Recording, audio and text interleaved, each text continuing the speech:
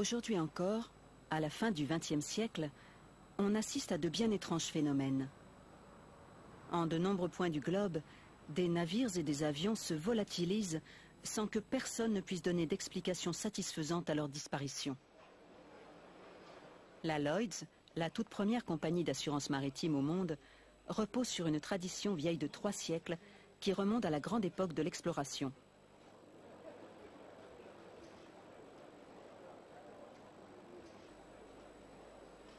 Symbole de sa longue histoire, la cloche, qui trône au milieu des bureaux de la Lloyd's, servait autrefois à annoncer les catastrophes maritimes.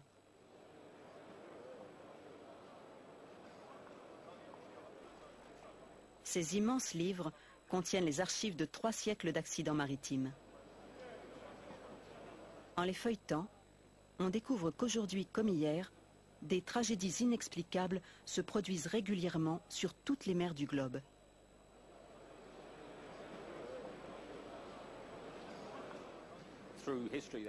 L'histoire est jalonnée d'exemples de navires disparus en mer sans laisser de traces.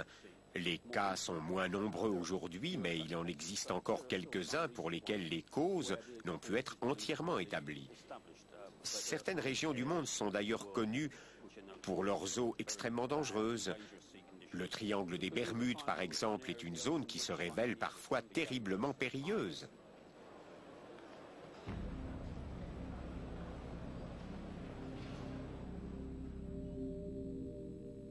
Le triangle des Bermudes est sans conteste la région la plus mystérieuse de l'Atlantique. Cet espace marin forme un triangle délimité par la péninsule de Floride, Puerto Rico et l'archipel des Bermudes. Des accidents inexpliqués surviennent régulièrement, tant à l'intérieur de ce funeste triangle que dans les eaux avoisinantes. Au cours du seul XXe siècle, on a enregistré près de 100 disparitions mystérieuses de pétroliers, de paquebots et même d'avions.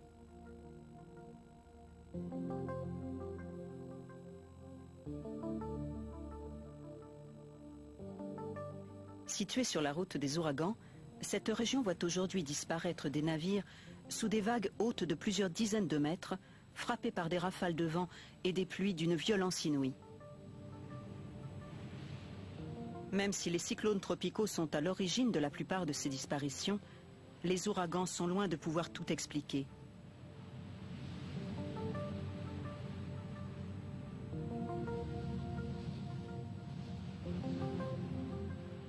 Ils ne peuvent en tout cas rendre compte de la tragédie de l'Albatros.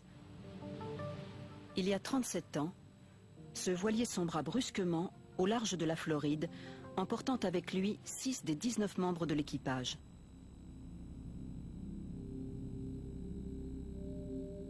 D'après le témoignage des survivants, l'Albatros aurait été pris dans une tempête d'une formidable violence.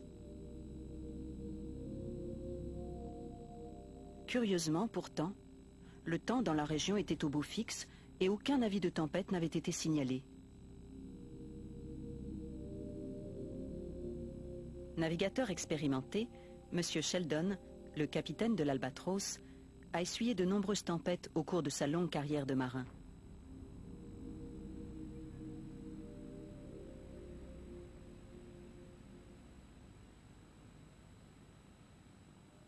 Pourtant, la tragédie qui s'est produite il y a 37 ans reste pour lui un véritable mystère.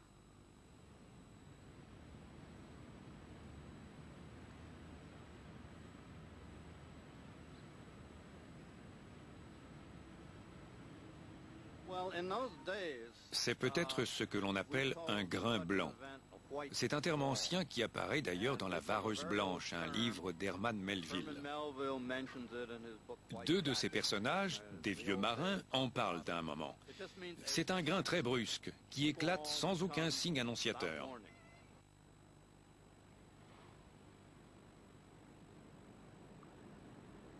On parle de grain blanc par référence au ciel clair qui l'accompagne. Ce grain, qui survient sans crier gare, est d'une telle violence qu'il ne laisse aucune chance au navire pris dans sa tourmente. Le capitaine avait filmé au jour le jour les 8 mois de voyage précédant la catastrophe. L'expédition avait été organisée pour former de jeunes navigateurs.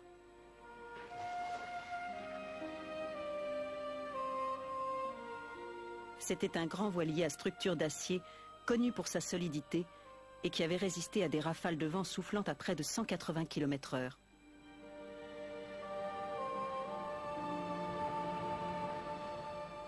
Ces images du capitaine montrent le savoir-faire des jeunes membres de l'équipage et leur habileté à manœuvrer l'Albatros par gros temps.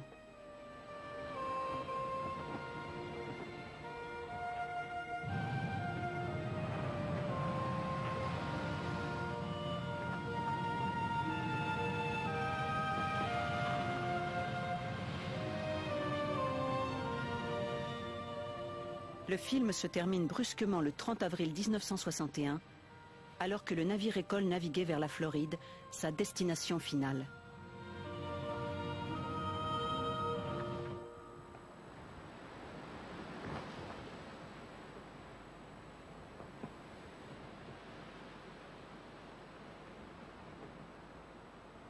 La mer était calme.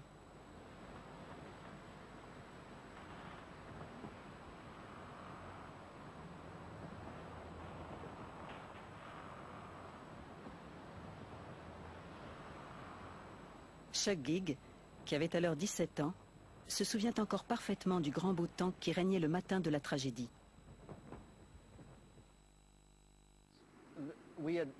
Nous avions affronté un bon nombre de tempêtes assez violentes jusque-là, mais il y avait toujours eu des signes avant-coureurs. Et à chaque fois, nous avions eu le temps de nous préparer. Cette fois pourtant, nous n'avons rien vu venir.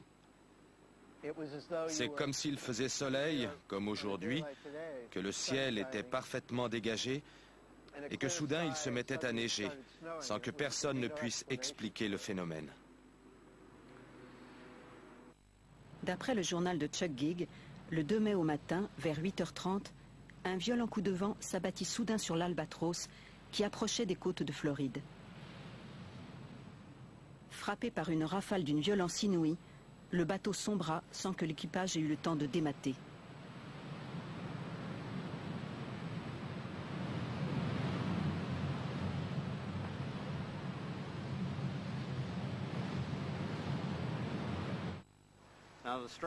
Le plus étrange, c'est que juste après le naufrage, la mer est redevenue calme et lisse. Il y a eu un coup de vent extrêmement violent qui a duré très peu de temps, moins d'une minute peut-être, et le calme est revenu aussitôt après.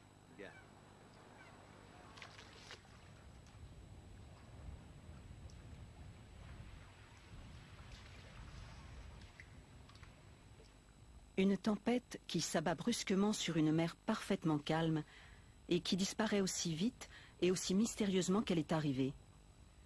Pouvait-on fournir une explication rationnelle à un phénomène aussi étrange? En fait, le mystère du grain blanc est sur le point d'être résolu. Et ceci, grâce à un crash aérien qui s'est produit en 1975 au-dessus d'un aéroport situé en zone côtière.